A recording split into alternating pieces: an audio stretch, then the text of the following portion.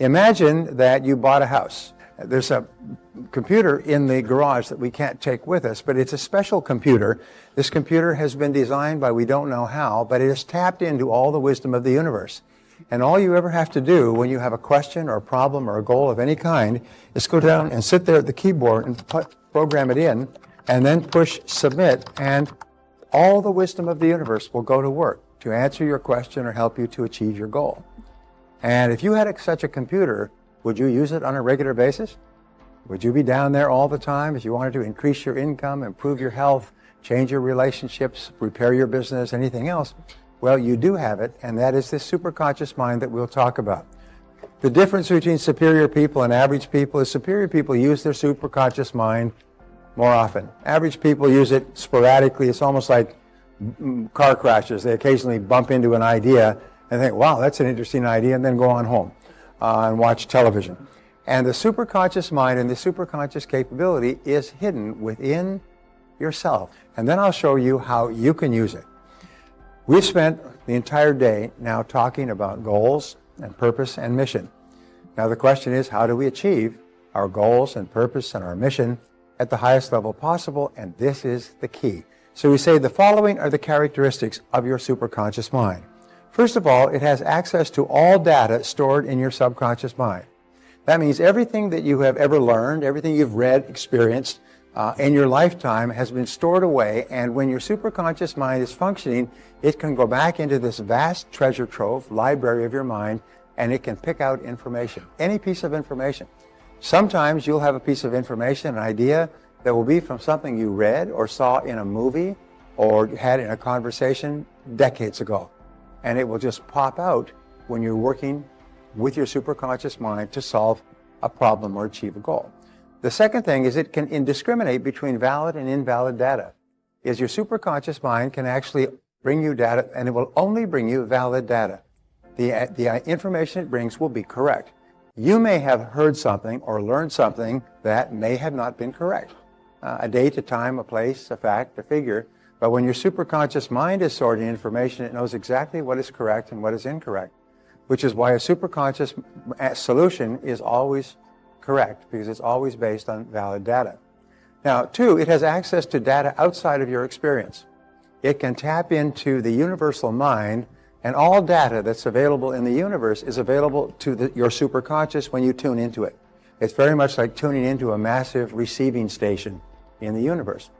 Now, with regard to yourself, the way this works is that sometimes you'll have an idea, and when you're sitting in this room, and I'll be talking about A, and you'll have an idea about B. And it's been proven over and over again that when more than two people come together, a third mind is formed. And the third mind is almost like an ether in this room. And everyone in the room can tap into this ether, just like cloud computing. You can tap into this ether, and you can have access to all the minds of everyone else in this room, which is why you will have an idea that will be completely different from anything that I'm talking about. It's just an idea will shoot into your mind like those little lightning bolts in the cartoons. You go, woo, write it down, write it down. I didn't say anything about it. People came up to me and say, you changed my life in your seminar when you said this thing. And I know I never said that thing. But she heard that thing so loud. There's a line from Emerson that perhaps summarizes this. He said, what you are shouts at me so loudly, I can't hear a word you're saying. When you get a superconscious solution, it will be like an incredible loud voice in the silence. You'll hear nothing, but it will be so loud inside of you that it'll block out anything else that you're thinking about at the time. Number three, everyone has at least 4 ideas per year, any one of which would make them a millionaire. So if your goal is to become a millionaire, remember that the superconscious mind is trying to get you ideas to fulfill whatever it is that you want. It's interesting about the superconscious mind in that it is neutral as well. If you think of negative, angry thoughts, then you'll think of negative, angry ways to live, and you'll have negative, angry experiences as well. Mostly, however, it works when you are clear about something that you want or desire. It'll start to bring you ideas to achieve it. Many times you're driving along, and you'll have an idea for a product or a service or something that you could do that would serve other people, And you say, you know, why doesn't somebody do that? I mean, why doesn't somebody offer that? And the only difference between you and someone else is someone else took action on it. And then a week or a month or a year later, you'll look around, somebody will come out with that idea and they'll make a fortune. You say, I thought of that a year ago. Remember I told you about that? Why didn't somebody do that? And they'll say, yes, but somebody else took action. Somebody else took action on it. But one of the hardest things of all is to trust your own ideas. People say, well, if I thought of it, it can't be any good. Because after all, it's only me. So there must be something flawed with the idea. But it's astonishing how many people have created wonderful lives with an idea that was completely outside anything they'd ever done before. So listen, the ideas are coming, the ideas are there, and they shoot through your mind.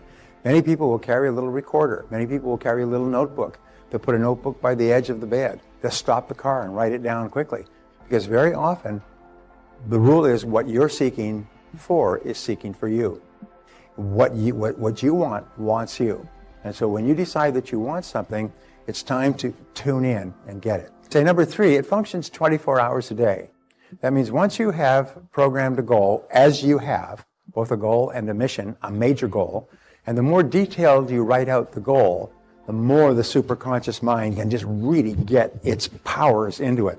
If you say, I want to be rich, I want to be thin, well, that's got very, very little power. But when you're specific about how much you want to earn and when you want to earn it, even if you're specific about all the things you could do with the money, sometimes writing down 25 things you would do if you were financially independent really activates the superconscious mind because of all the emotion with which you charge it.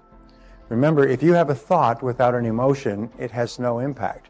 If you have an emotion without a thought, it has no direction. But if you have a thought of something you want, combined with an emotion of excitement and confidence and happiness that you can achieve it, it's like a powerful bullet, and it activates all your mental powers. Once you program the goal in, which you have done by writing it down, it goes to work 24 hours a day.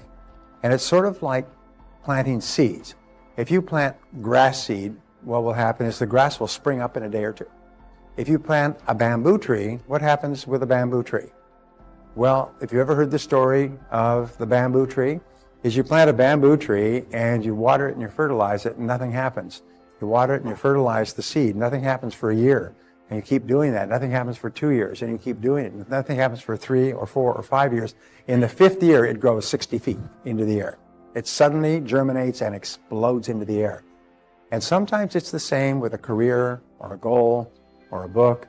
Look at, what is her name, Rawlings, who had this fantastic idea to write the Harry Potter book for her children, working on welfare. Became one of the richest women in the world, first billionaire author in the world, and she just had these ideas, and she worked and worked and worked. So sometimes some seeds will grow quickly, some seeds will take longer.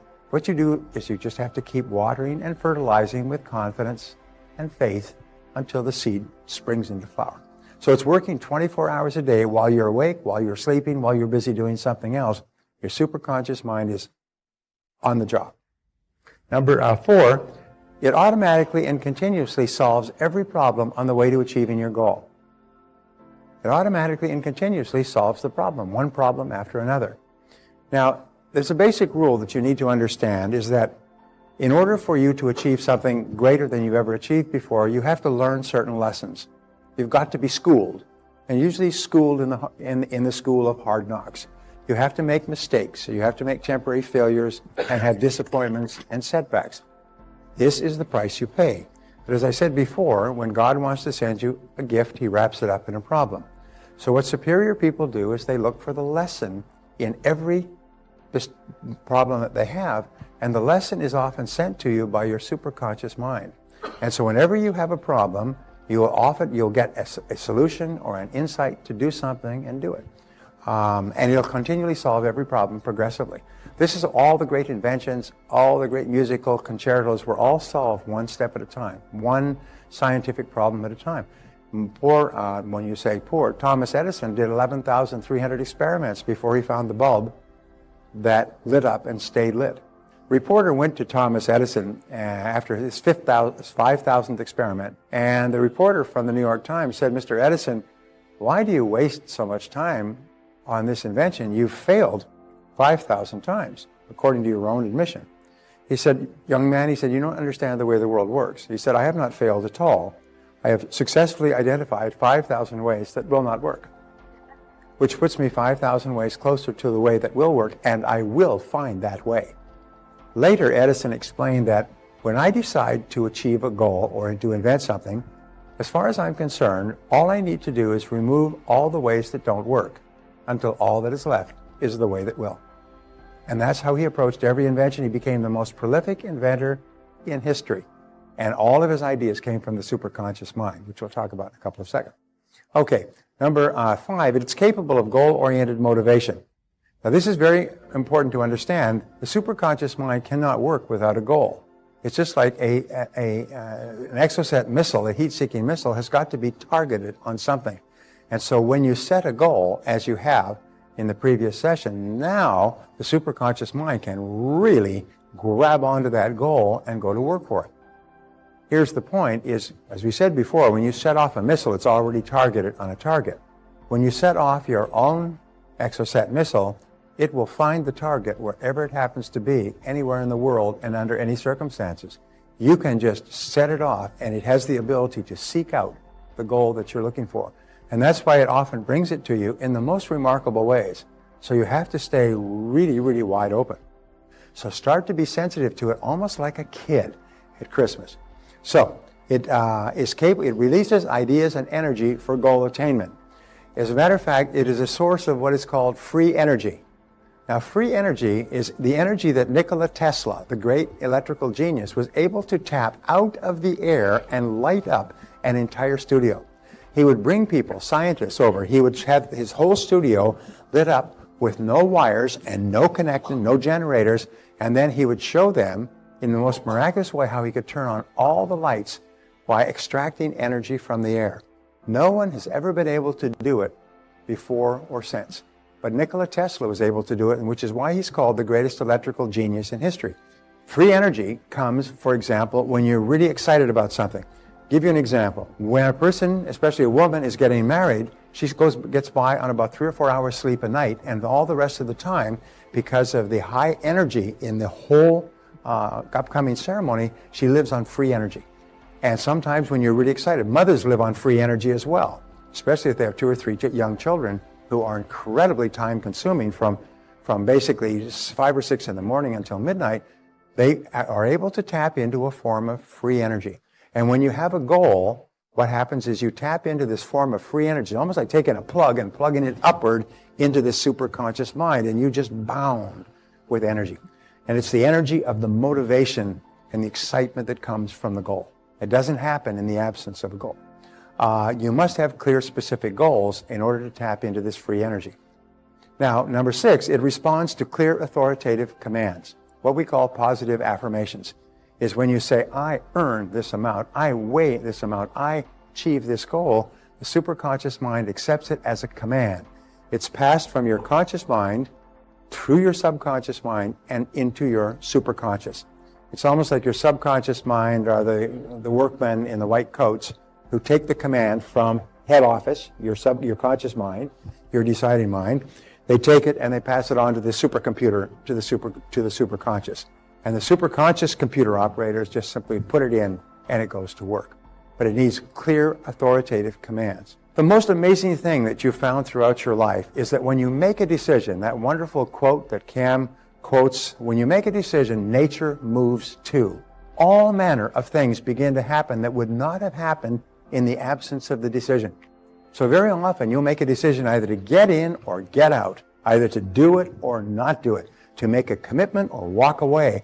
And that commitment suddenly triggers a whole series of activities and actions like dominoes. They just start to click. You get phone calls and you get letters and you get emails, and all kinds of things begin to happen immediately after you make a very clear decision, which means that you set a very clear goal. And writing the goal down, as we say, is very powerful. So make a decision that you're going to do or not do something, and then take the first step. Now, number 7, it grows in capability as it is used and believed in. The more trust you have in your superconscious mind, the faster it works for you. And the more calm and confident, you absolutely believe that something will show up. Something will be fine. The most amazing thing is that something happens. And the more you practice with it and the more confidence you have, the faster it works for you. When I was first understood this, when long distance charges were very high back in the 80s, is I would visualize a person I needed to talk to on the other side of the country, and they would phone me. And I could do this over and over again. Rather than me phoning them for 30 or 60 minutes, I'd visualize and they'd phone me. I just put it into the superconscious mind, and I say, he or she will call by 11:30. By 11:30, the phone rings. And did this over and over again. And the more confidence you have that it will work, the more rapidly it works for you. It takes a lot of confidence at the beginning, but that's all it takes. It doesn't cost any money. It merely requires a step of faith, a mental step of faith.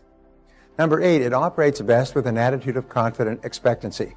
I told you this before, but this attitude of confidently expecting great things to happen is the catalyst. It's almost like the ether in the air that causes the superconscious mind to activate even faster. So when you confidently expect that your goals will be reached, your problem will be solved, that everything will be well, when you confidently expect it, it just seems to come into reality. And the more it happens, the more you believe it. The more you believe it, the better and faster it works. And there are many people who just get into tuning, almost like you get onto a beam when you're landing a plane. They get onto the beam of their superconscious mind, and they just stay on that beam, and they just do what feels right all the time. And they never make another mistake. And they make more progress in a few weeks or a few months than many people who are all over the place make in years, if they make any progress at all. Number 9, it operates best under 2 conditions. The first condition is when you are concentrating 100% on the problem. 100%, you're just totally focused on the problem. And I'm going to give you a method to stimulate your superconscious a little bit later. But when you're totally focused on the problem, suddenly ideas pop out. And that's why the very first thing you do when you have a problem is to write down every detail of the problem. When you have a goal, you write down every single thing you could think of that would help you to achieve the goal. And the more you write, 10, 20, 30 things, the more likely it is that something will pop off the page. You hadn't even thought of it, or you may have thought about it years ago, and suddenly it's there again. You may have pulled it out from deep in your memory, and suddenly, and that's the key. That's what will make this work. And the other time is when you are concentrating 0%, when your mind is busy elsewhere. So if you have not been able to solve the goal by focusing on it single-mindedly, then walk away. This is taught, by the way, in all scientific schools, is you focus on the subject single-mindedly and then walk away from it and just let it go. And at a certain point, pop, the idea comes in. Go take a vacation, go for a sleep, take a nap, go for a walk, take the weekend off, get completely rested. It's called cerebration. That's the word, not celebration, but cerebration is where you let all the details kind of stew in your mind and bang up against each other until they knock off the spark of the right answer. So cerebration. Number 10, it brings you exactly the solution you require at exactly the right time. I remember I was flying back from Vancouver to Edmonton. I was going into a very, very highly charged business meeting on a very, very difficult subject, and I was just in a state of complete agitation. And then what I did is I did the quick affirmation technique. I relaxed completely, visualized that this meeting goes exactly well, exactly perfectly. And as I walked in the door of the meeting, they were both waiting for me like lions waiting for fresh meat. As I walked in the door, the answer came full-blown in my mind. And I just simply expressed the answer, and it solved the problem completely. I still remember after that. I could not believe it. So therefore, when you're working for a solution too, very often the solution will come at exactly the right moment for you, but it is time dated. You must act immediately. Let us say that you think of a goal, and the first thing that pops into your mind is phone so-and-so and ask him or her about this. And so when you get that, do it immediately. Sometimes you'll pick up the phone and call immediately, and they say, I'm glad you called. I was just leaving for the airport. I'm going to be in Europe for a month, and out of contact. And if you had called them an hour later, they'd have already been gone, and you wouldn't have been able to get through to them. Today, of course, you can with cell phones. You can get through to anybody. But the point is, when you get the idea, move quickly, because it's time dated. And sometimes it's dated only for a few minutes. All right? Now, number 11, it will bring you the experiences you need to be successful. we learn 10 times more from a failure experience than from a success experience. So here is a lesson. If you are going through or you have been through a failure experience, let's say a temporary failure experience, take a piece of paper and write at the top of the page, what have I learned from this experience? Or what lessons have I learned from this experience? Whether it's business or personal or relationships or selling or anything else, and then write down everything you learned. And you'll be astonished at how much you have learned that if you don't write it down, you won't remember and you'll have a tendency to repeat. But what happens is when you write down everything you've learned from your negative experience, you program that in and you'll be astonished at how many lessons you can get from one setback. So it'll bring you the experiences. So when you get a setback or a difficulty, you say, aha, this has been sent to me to help me achieve my biggest goal. I wonder what the lesson is that I meant to learn in this experience. And my promise to you is if you look into every experience for a lesson, you'll always find at least one. And sometimes the lesson you'll find will be priceless and it will change your life forever.